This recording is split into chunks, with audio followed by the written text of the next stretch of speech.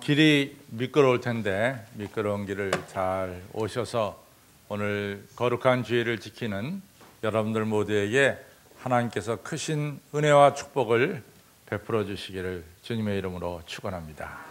우리 서로 인사하겠습니다. 잘 오셨습니다. 샬롬 샬롬.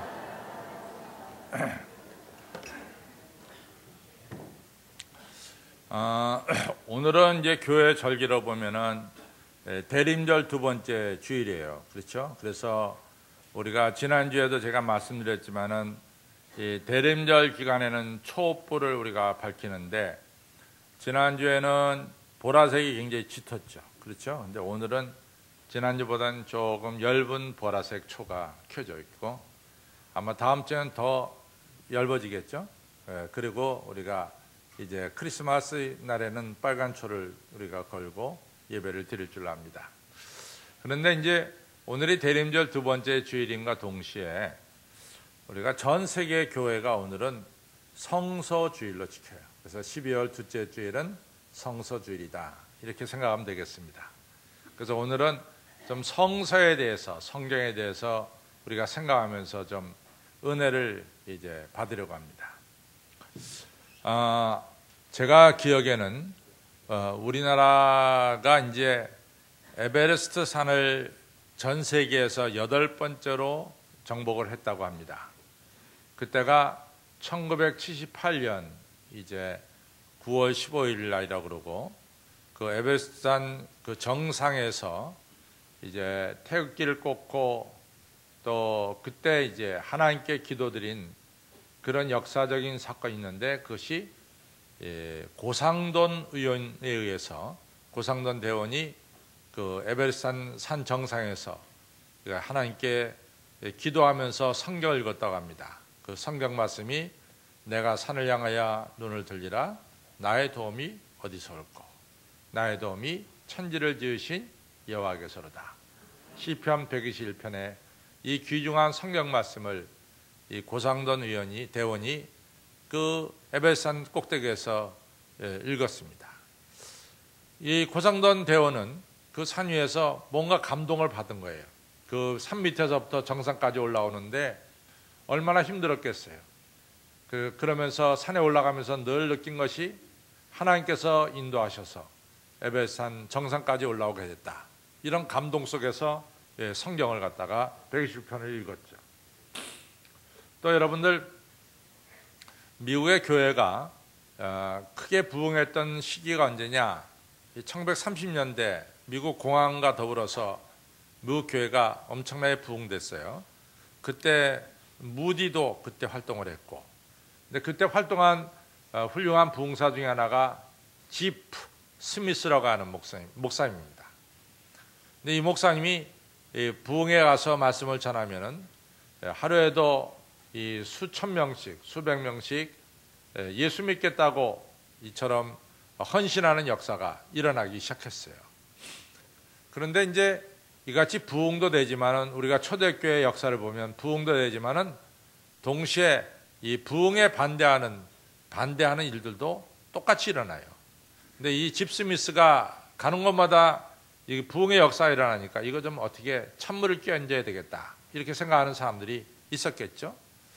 그때 한 청년이 시카고에서 집회를 여는데 이 청년이 이 가슴팍에다가 벽돌 한 장을 품고 들어왔습니다. 그래가지고 집스미스 목사님이 강대상에 나서서 설교를 하면은 이 벽돌을 목사님에게 던져서 그 집회를 엉망으로 만들어 버리겠다. 이런 계획을 가지고 이제 벽돌 한 장을 품고 이제 교회에 나왔다는 거죠.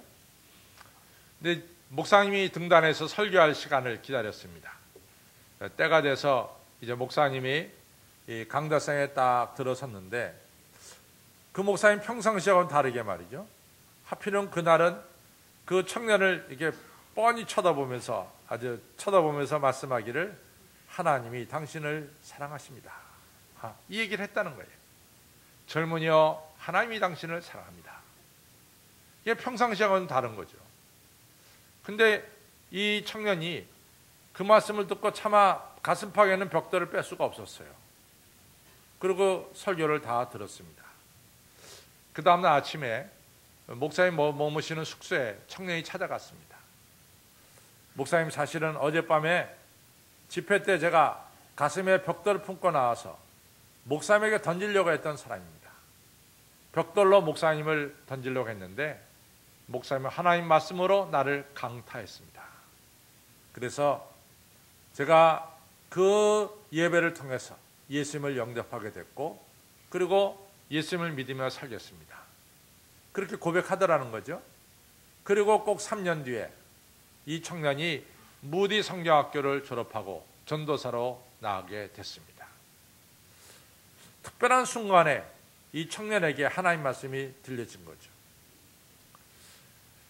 아마 연세 드신 분들은 기억할지 모르겠습니다. 여러분들 혹시 김익두 목사님이라고 아세요? 김익두. 전설적인 인물이죠. 김익두 목사님. 이분이 황해도 분인데 이분이 순깡패예요. 깡패가 돼가지고 옛날에 시골에서 5일장이 열리잖아요. 장만 열리면 장 보러 가는 아낙네들을 괴롭히고 돈 뺏고 이같이 아주 못된 짓을 골라서 하는 사람이 김익두였습니다. 그래서 옛날에는 그러잖아요. 그랬대잖아요. 이 5일장 보러 가는 이 아낙네들이나 남자들이 집을 나서면서 오늘 제발 김익두 안 만나게 해달라고 그렇게 했대잖아요. 그러면서 우리 다 고개 언덕마다 이 선앙당 있잖아요. 나무가 있고 나무에다가 돌을 던지는 우리 고대 풍습이 있잖아요. 그래갖고 돌을 딱 들고 가다가 거기다 돌 던지면서 오늘 김익두 안 만나게 해주십시오 하고 던지고 갔대잖아요. 하여튼 시장통에만 가면 김익두가 있어가지고 시장에 온 사람들을 얼마나 괴롭히고 돈 뺏고 고통을 주는지 아주 못된 사람 중에 못된 사람 하면 김익두였습니다. 근데 시장통에서 옛날 미국에서 온 선교사들이 복음을 전하잖아요. 예수님 믿으라고. 근데 지금은 우리가 인쇄가 굉장히 발달돼서 성경책 한 권씩 나눠주는데 큰 부담이 없지만은 그 옛날만 하더라도 이게 성경책 한 권씩 나눠줄 수가 없으니까 그렇게 인쇄가 발달되지 못했으니까 쪽복음, 마태복음, 마가, 누가 이렇게 한나의 복음서로 된 걸 갖다 우리가 쪽복음이라고 그랬죠. 쪽복음을 나눠줍니다. 선교사가. 그럼 이제 선교사도 있고 선교사 부인도 있어갖고 이제 예수 믿으라고 하면서 나눠주죠. 그럼 김익두가 가서 꼭 받아요. 받아가지고 선교사 보는 앞에서 딱 쪽복음을 찢어가지고 코를 딱 풀어버리고 버립니다. 이게 매번 그래요. 그러니까 선교사도 인내가 한계가 됐어요. 그래갖고 그 다음에는 선교사가 또 그러길래 뭐라고 말하냐면은 이 성경책으로 코 풀면 이같이 코병 걸린다고, 코병이 걸린다고 말이지. 이러니까 얘기하니까 김익두가 그 얘기를 들어도 또 역시 쪽복음 뜯어갖고 코 풀고 말았어요. 그런데 그날 저녁에 이상하게 김익두가 코에서 콧물이 줄줄줄 흐르는 거예요. 코가 썩는 것 같았고, 코 풀면 코 썩는다 그러니까 정말 코 썩는 것 같은 느낌이 들었죠.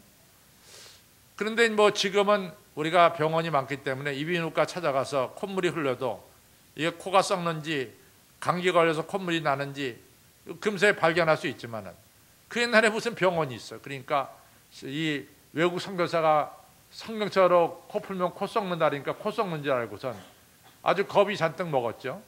그래 그 다음번에 이제 이 장날에 그 선교사 앞에 갔어요.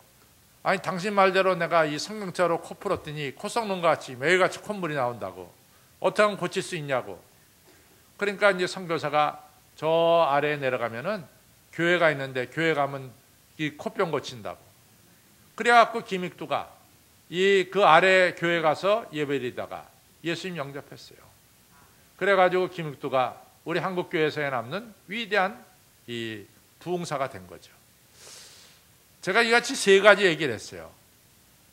이 에베레스산 꼭대기에 올라가서 그 고상돈 대원이 감동을 받은 거야. 내가 산을 향하여 눈을 들리라 나의 도움이 어디서 올까. 그 역사의 중요한 현장에서 하나님의 음성이 들려진 거죠.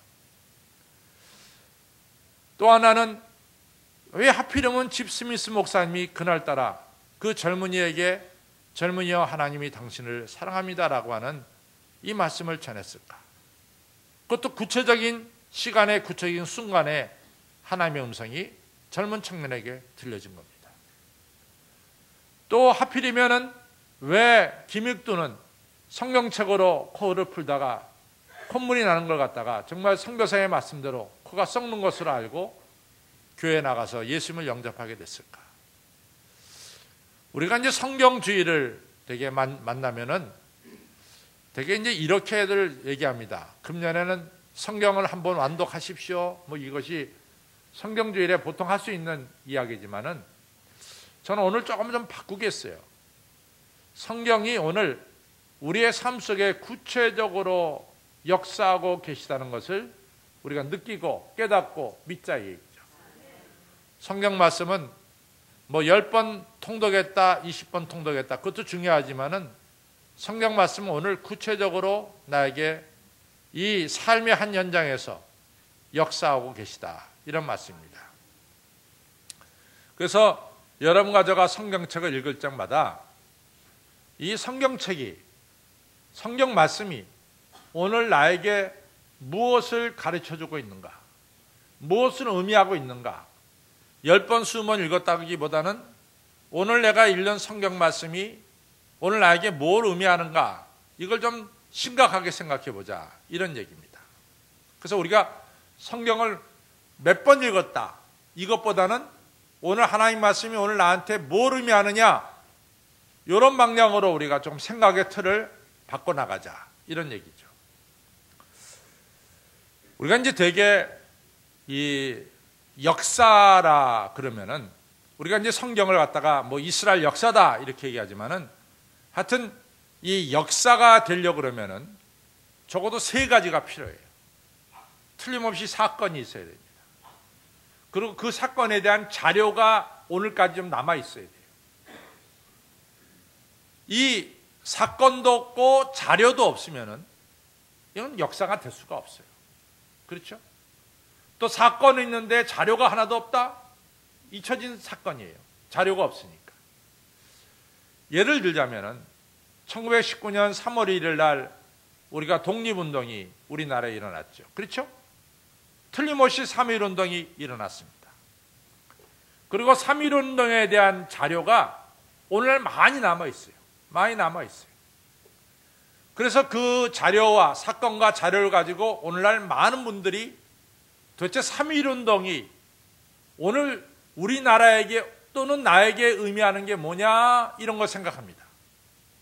그러니까 1919년 3.1운동이 오늘 그 사건과 그 자료를 가지고 오늘 현대 2012년 대한민국에 뭘 의미하고 있고 또 오늘 대한민국 백성이 나에게 뭘 의미하고 있느냐라고 말할 때는 그 3.1운동은 우리 가운데 살아있는 사건이 되는 거예요.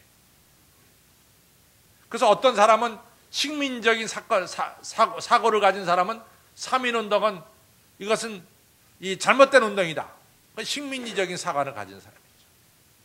그러나 민족주의 사관을 가진 사람들은 3.1운동이야말로 애국운동이다. 이렇게 얘기할 수 있죠. 그래서 우리도 나라를 사랑해야 되겠다. 이렇게까지 발전이 되는 거죠.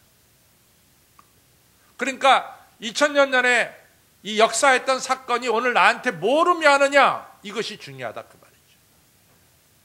2000년 전 예수님께서 3년 동안 공생을 하셨어요. 30년을 이 나사렛 지내시고 3년 동안을 공생하셨어요. 이것이 예수님이 탄생하시고 그리고 예수님께서 3년 동안 병자를 고치시고 말씀을 전하시고 오병이어로 5,000명을 먹이시고 십자가에 달려주시고 부활하신 이것은 틀림없이 이 땅에 있었던 사건이에요. 근데 이 사건만 딱 있었다면은 그리고 자료가 없었다면은 오늘 예수님의 사건은 우리에게 이같이 조금 어려운 말로 말하면 역사화되지 못했을 거예요. 그런데 이 사건이 있었고 이 사건에 대한 자료들이 너무나 많이 오늘날 우리에게 남아있어요. 예수님에 대한 자료를 우리는 많은 곳에서 찾을 수가 있습니다. 그 중에서 가장 신비가 할 만한 우리가 믿을 수 있는 자료 하면은 역시 마태, 마가, 누가, 요한 이 네 복음서의 자료가 가장 예수님에 대한 것을 정확하게 남겨놓는 자료다. 이렇게 볼 수 있어요. 그런데 재미있는 것은 예수님께서 3년 동안 활동하신 예수님의 이 같은 활동, 예수님의 삶을 두고 마태나 마가나 누가나 요한이 다 똑같이 썼느냐? 절대로 똑같이 쓰지 않았어요. 마태는 유대인이기 때문에 이 유대인들을 향해서 예수님의 이 사건을 잘 설명했어요. 그래서 마태복음은 마가나 누가나 요한에 비해서 훨씬 더 많은 구약에 대한 이야기를 마태복음은 많이 인용하고 있어요. 왜냐? 유대인들에게 예수님을 증거하려고 하니까 이 구약에 대한 이야기를 누가나 요한이나 마가보다 많이 증거했어요. 마가는 마태복음 28장까지 있고 누가복음 24장까지 있고 요한복음 21장까지 있는데 그거에 비해서 마가복음은 16장까지밖에 안 돼 있어요. 근데 여러분들이 한번 정신 차려서 마가복음을 읽어가면은 마가복음의 사건이 굉장히 급속도로 빨리 진전되고 있어요. 그래서 뭐냐? 마가는 예수님이 활동한 것을 좀 더 박진감 있게, 예수님이 활동하신 거 있잖아요. 병 고치고 그 다음에 이같이 말씀 전하시고 이러한 것을 좀 더 박진감 있게 전하기 위해서 마가복음을 읽어보면은 예수님의 활동이 굉장히 빠르게 이게 진전돼 나가는 것을 볼 수 있습니다. 그러니까 마가는 예수님의 활동, 예수님이 움직이시는 걸 갖다가 이같이 예수님이 아주 분명하고도 확실하게 그리고 급박하게 활동하셨다는 걸 갖다가 마가는 보여주고 있어요. 누가는 아시다시피 누가의 아버지는 헬라 사람이고 누가의 어머니는 유대인이에요. 누가는 예수님은 유대인만을 위해서 오시지 않고 예수님은 유대인과 이방인 모든 사람들을 위해서 구세주로 오셨다는 사실을 누가는 증거하고 있습니다. 그래서 마태나 마가나 요한에서 볼 수 없는 이방인들을 사랑하시고 이방인들을 이같이 귀하게 여기시는 장면을 누가만이 가지고 있어요. 그래서 우리가 잘 아는 선한 사마리아인의 비유, 선한 사마리아인은 유대인이 아니죠.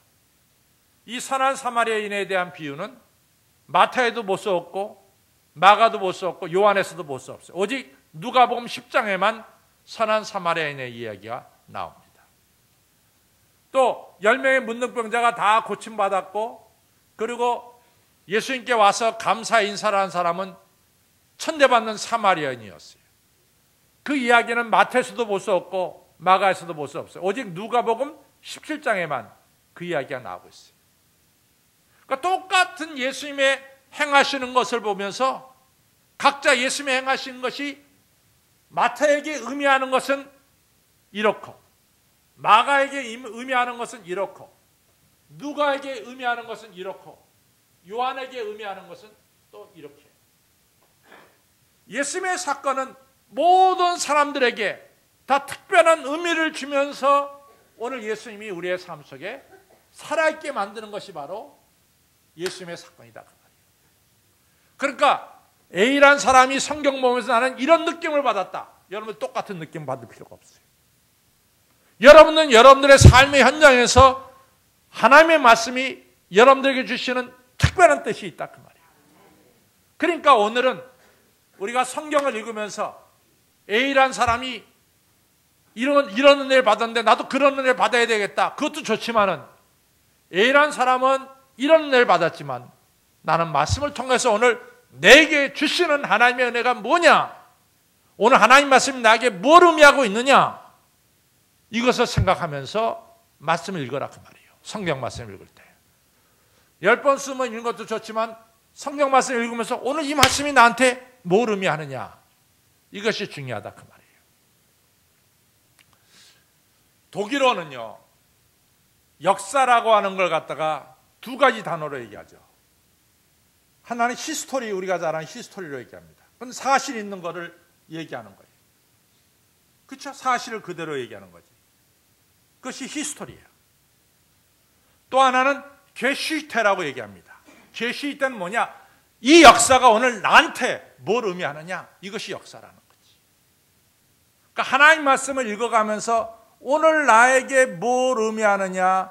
이걸 갖다가 여러분과 저는 성경을 읽을 때마다 꼭 생각하시라고 말이에요. 저 동떨어진 이야기가 아니라 바로 이 시간 나한테 하나님 말씀이 나에게 뭘 의미하고 있느냐, 뭘 가르쳐주고 있느냐, 이것을 생각하면서 우리는 성경을 읽어야 된다라고 하는 사실입니다. 칼 바르트라고 하는 신학자가요, 사실은 여러분과 제가 이 하나님을 알 수 있는 길은 하나님이 보여주지 않으면 하나님을 알 수가 없어요. 우리가 하나님을 알 수는 없습니다. 하나님이 하나님 자신을 우리에게 보여줘야 돼요. 이걸 가르쳐서 우리가 계시라고 그래요. 계시. 하나님이 하나님 자신을 보여주는 것 같다. 계시라고 그랬죠. 그런데 하나님이 하나님 자신을 보여준 계시가 칼바르트에게서는 분명하게 두 가지로 얘기합니다. 하나는 특별 계시라고 그래가지고 예수 그리스도를 통해서 하나님이 자신을 보여줬다. 이거 특별 계시라고 그래요. 그래서 여러분과 제가 하나님을 어떻게 알 수 있어요? 예수님을 통해서 알 수 있죠. 그래서 예수님도 나를 본 자는 누굴 보았다? 하나님을 보았다 그랬죠. 또 하나는 하나님의 계시는 뭐냐?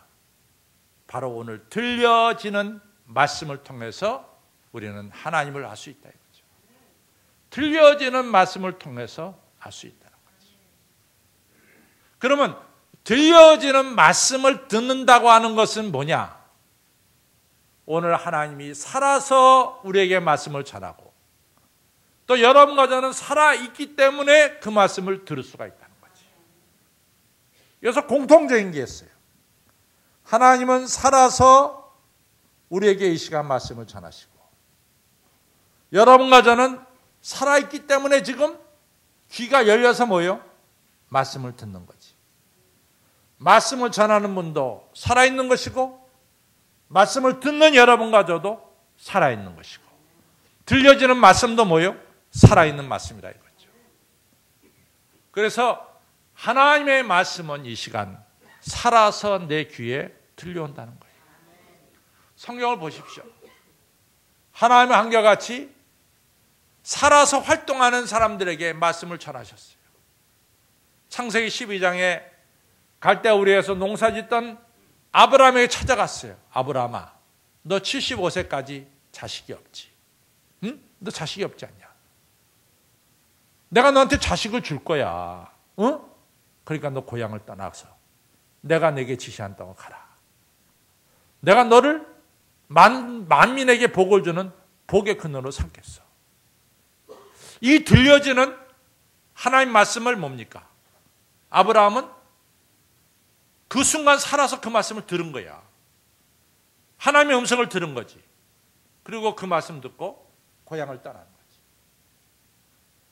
40년 동안 미디안 광야에서 양이나 치던 이 모세에게 하나님, 모세야 일로 와라. 네가 성 거룩한 것이야. 양을 치고 있던 그 목동 생활하는 그 삶의 현장에서 하나님의 음성이 들려지는 거지. 내가 너를 이스라엘 민족을 해방시키는 해방자로 세우겠다. 그러니 너는 네 조상, 네 동족들이 고생하는 애굽 땅으로 가라. 구체적인 양을 치고 있는 구체적인 삶의 현장에서 하나님의 음성이 구체적으로 이 모세에게 들려와서 모세가 그 말씀을 듣고 애굽 땅으로 들어가는 이런 역사가 일어납니다. 스데반이 예수 믿는다고 지금 돌에 맞아 죽는 이러한 삶의 현장이야. 그 순간은 돌에 맞아 죽고 있는 순간이에요. 예수 믿는다고. 근데 그 순간 하늘이 열려. 그러면서 스데반으로 하여금 열려진 하나님 나라를 보게 해. 영광된 천국을 보게 해요. 그래서 스데반의 얼굴로, 스데반으로 하여금 그 얼굴이 천사의 얼굴처럼 환한 얼굴로 바뀌어지는 거지. 그건 정말로 살아서 지금도 역사하는 이러한 순간들이죠. 사도행전 27장에 보면은 이 사도 바울이 탄 배가 유라굴러라고 하는 태풍에 의해서 바다 한가운데서 그냥 일이 쏠렸다, 전리 쏠렸다. 그 276명이 탔는데 다 지금 못 살아게 생겼어요. 지금 좌로 막 기울어졌다가 또 물결이 일로 치면 우로 기울어졌다가 막 돛대가 꺾여져 나가는 이런 삶의 한복판이야. 그런데 하나님이 바울을 불렀어요. 바울아, 걱정하지 말아라.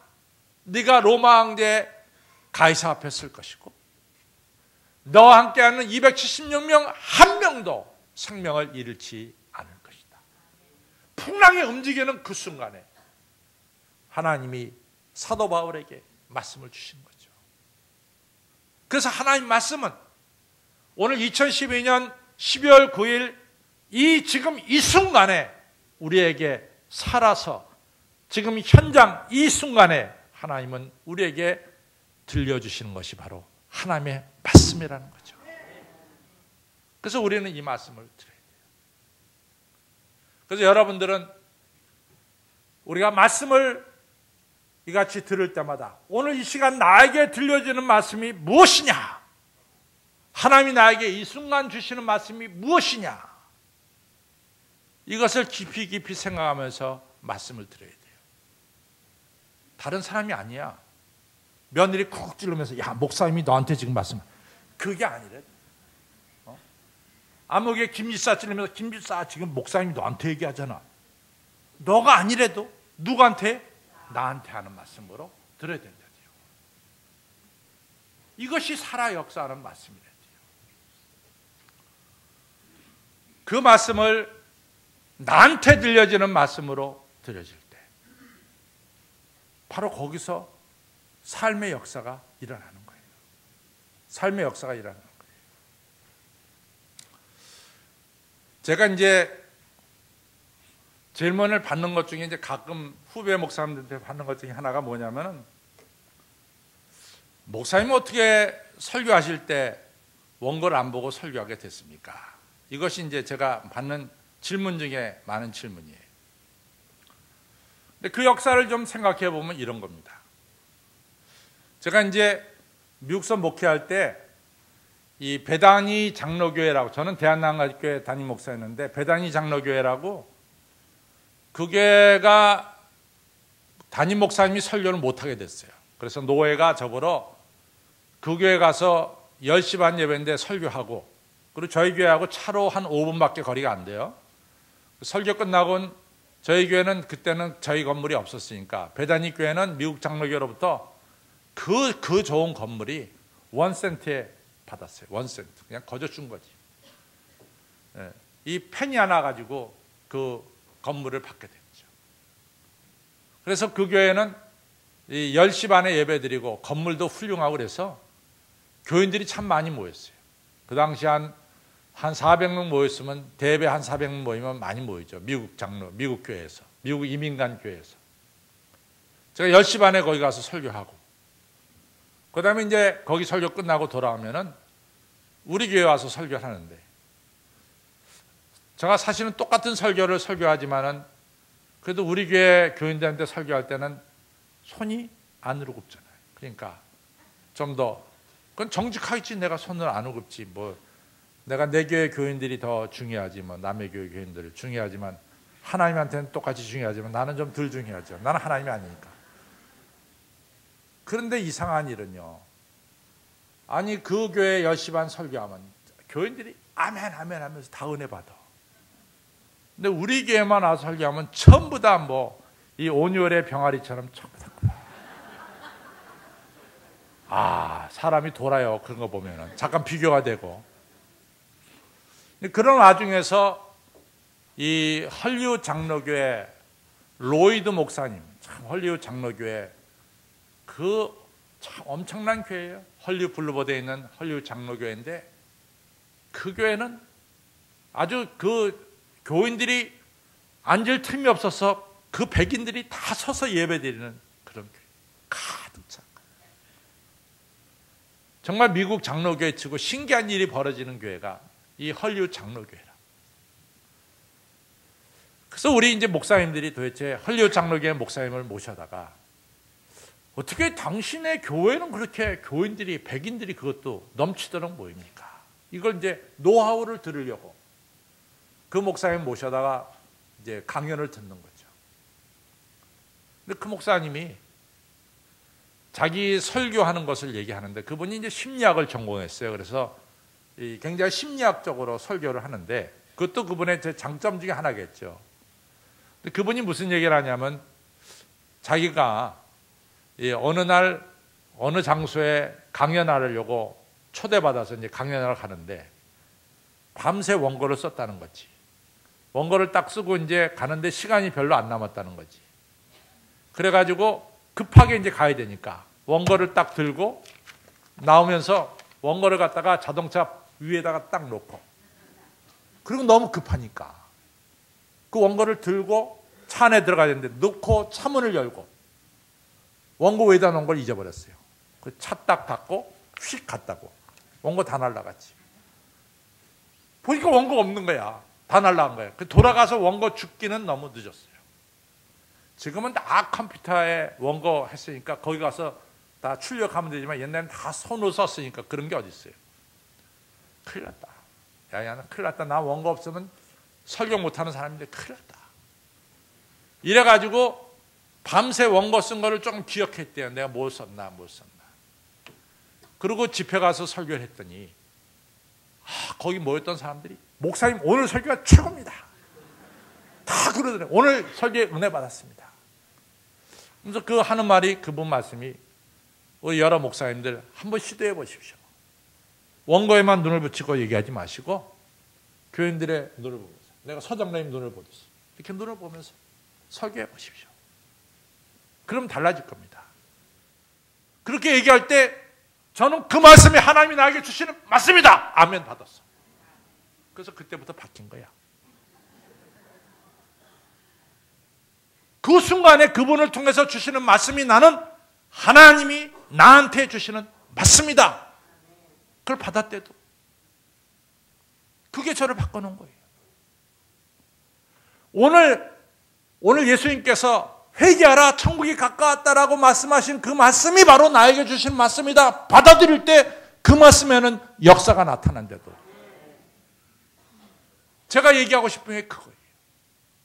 쓰여진 성경책을 통해서 오늘 나에게 뭘 의미하느냐를 생각하고 들려지는 말씀을 통해서 나에게 주시는 하나님의 음성으로 들어라. 그것이 바로 하나님의 살아 역사하시는 말씀이라는 거지. 그것이 바로 오늘 성서주일날 우리가 생각해야 될 하나님의 말씀입니다. 구체적으로 어떻게 하면은 이 하나님의 말씀이 우리 안에서 이 살아 역사하는 말씀이 될까? 예를 들면 요한복음 3장에 보면은 이제 베드로와 요한이 성전에 기도하러 가다가 성전 미문에 앉아 있는 안진뱅이를 만나요. 그렇죠? 이 안진뱅이가 교회에서 제일 가까운 자리에 딱 자리 잡았어요. 교회에서 제일 가까운 자리. 성전 미문에 앉아 있습니다.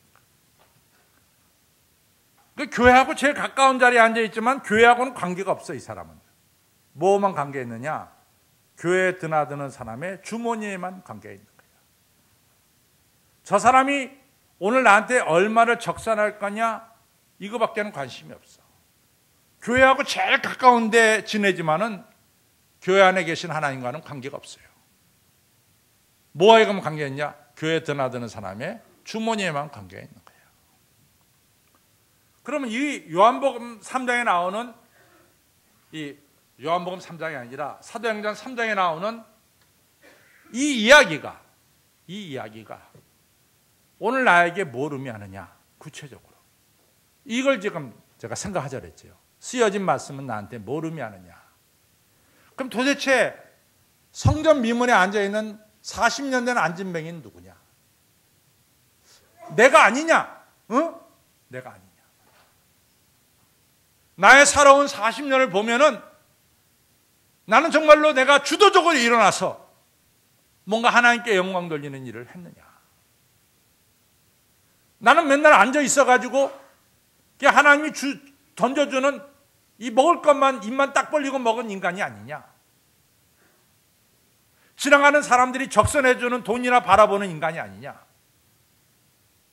우리가 적선해주는 돈을 많이 받았을 때 기뻐하고 적게 받아서 실망하고, 근데 돈을 많이 줬던 적게 줬던 40년 동안 적선해준 돈이 나를 변화시킨 게 뭐냐 말이야. 변화시킨 거 아무것도 없어요. 40년 내내 안진뱅이로 있었지. 적선해주는 돈은 나를 변화시킨 건 아무것도 없었어요. 그 순간 기분이 조금 좋았다 나빴다 그 정도밖에 없어. 근본적인 변화는 일어나지 않았어.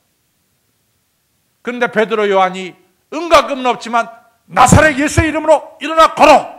일어나 걷는 거야. 안진뱅이가 일어나는 근본적인 변화는 누구를 통해서 이루어졌느냐? 나사렛 예수를 통해서 이루어진 게 아니냐 말이야. 이렇게 말씀을 오늘 나에게 이 말씀이 뭘 의미하느냐? 나를 변화시키는 것은 돈 한 푼, 두 푼이 아니라 뭐냐? 나사렛 예수가 나를 변화시키는 게 아니냐. 이 말씀을 받으라는 거죠. 예수님께서 우리를 구원하실 수 있었던 것은 예수님은 여러분과 저를 예수님과 딴 아주 종류가 다른, 질이 다른 이러한 인간으로 보지 않았다는 거지. 예수님은 여러분과 저를 예수님으로 보시고, 여러분과 저를 예수님으로 보시고, 그리고 여러분과 저를 예수님이 가슴에 품으셨어요. 딴 종류의 인물로 본 게 아니라 여러분과 저를 예수님 자신으로 보시고 여러분과 저를 예수님 마음에 품으셨어요. 이게 조금 중요한 말로 말하면 이것이 성육신이야. 이것이 인카네이션이야. 예수님이 우리 안에 들어오신 거야. 우리와 하나가 되려고. 그렇죠? 그런데 여러분과 저를 예수님 안에 받아들인 거지. 성경의 인물이 딴 인물이 아니라 바로 뭐예요?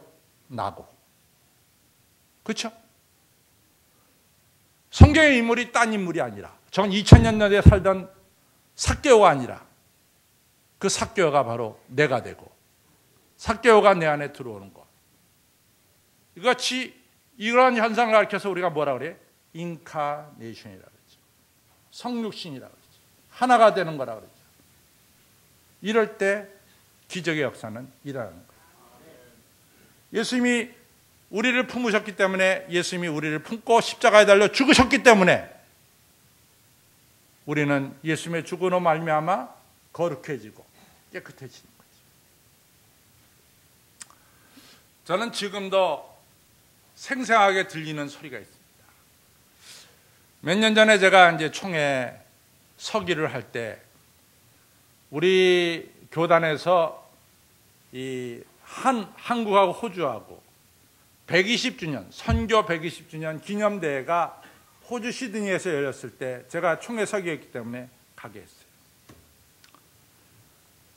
그런데 그때 이제 호주에 간 선교사들이, 호주에서 한국을 선교한 선교사들, 은퇴해서 지금 호주에 가 살지만은 이 선교사들의 저는 고백 속에서 참 무릎을 칠 만한 중요한 교훈을 깨달았어요. 그분들이 주로 경남 지방에 선교했습니다. 경남, 마산, 부산 뭐 이런 데서 주로 경남 지방에서 선교하셨어요. 그래서 지금 부산에 가보면 일심병원이라고 있는데 일심병원은 호주 선교사들이 지어놓은 병원이 일심병원입니다. 호주 선교사들이 이 한센병 환자를 위해서도 병원을 세우고 그랬어요. 근데 그분들이 한 얘기 중에 중요한 얘기가 자기들이 이같이 부산에 왔을 때 그 당시 조선 사람들은 우리하고는 다르구나. 전혀 다르구나. 이러고 복음을 전할 때는 100번 실패했다는 거예요. 그러나 조선 사람이 바로 나고 내가 조선 사람이다라고 인카네이션이 됐을 때 부산에서의 선교는 성공적이었습니다. 이 고백을 하는 거지. 성경에 나오는 인물이 나고 내가 바로 성경에 나오는 인물이다라고 여러분들이 보면서 읽을 때 성경에서 일어난 기적이 오늘 우리들에게도 일어나게 된다는 것을 기억하시기를 바랍니다. 성경이 딴 인물이 아니에요. 2000년 전의 사건이지만 오늘 살아 역사하는 하나님 말씀이 된다 그 말이에요. 그래서 앞으로는 쓰여진 성경 말씀을 통해서 오늘 나에게 뭘 의미하느냐 꼭 기억하시고, 들려지는 말씀을 통해서 오늘 나에게 들려주시는 하나님의 음성이 무엇이냐 들으셔서 말씀이 역사하는 삶을 사시기를 주님의 이름으로 축원합니다. 기도하겠습니다. 아버지 하나님이여 감사합니다. 오늘도 저희들로 하여금 이처럼 성서주의를 맞이해서 쓰여진 성경의 말씀, 들려진 하나님 말씀, 오늘 나에게 뭘 의미하느냐, 나에게 들려진 하나님 말씀이 무엇인가를 아버지 열린 귀로 열린 마음으로 받을 수 있고 들을 수 있도록 인도해 주시니 감사합니다. 이제부터는 성경을 그냥 형식적으로 읽는 것이 아니라 정말로 나에게 뭘 의미하느냐를 생각하면서 성경을 읽고 나에게 들려지는 하나님의 음성이 무엇인가를 귀담아 들을 수 있도록 축복하여 주셔서 그의 날 말씀을 통해서 만물이 창조됐듯이 말씀을 통해서 오늘도 나의 삶 속에 기적이 일어나는 이러한 역사가 있게 하여 주옵소서. 감사하며 예수님 이름으로 간절히 기도 올렸사옵나이다.